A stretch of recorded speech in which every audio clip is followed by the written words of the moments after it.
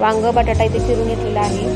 हळद, आलं लसूण पेस्ट 1 चमचा, तिखट 1 चमचा, कांदा, टोमॅटो, एकाकडे तेल गरम करून जिरी 1 चमचा फोडणी दिली आहे. कांदा आपण तेलात चांगला परतून घ्यायचा आहे.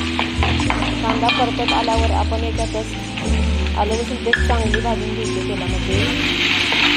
पेस्ट चांगली भाजून झाली की त्याच्यात आता आपण 1 चमचा हळद, 1 चमचा रोजचा माझा वापर केला हा घरगुती मसाला हे चांगला परतून घ्यायचा आहे तेलामध्ये.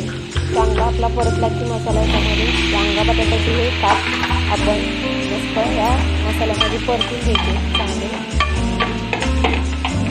मस्त हे परतून झाले की आपण याच्यात आता चवीप्रमाणे मीठ घालून घ्यायचं आहे आणि 4 चमचे शेंगदाण्याचं कूट हे आपण याच्यात चांगलं मिक्स करून घ्यायचं आहे. आणि भाजी शिजण्यासाठी थोडंसं पाणी घालून आपण एक 10 मिनिटं याला शिजवून घ्यायचं आहे आपल्याला भाजी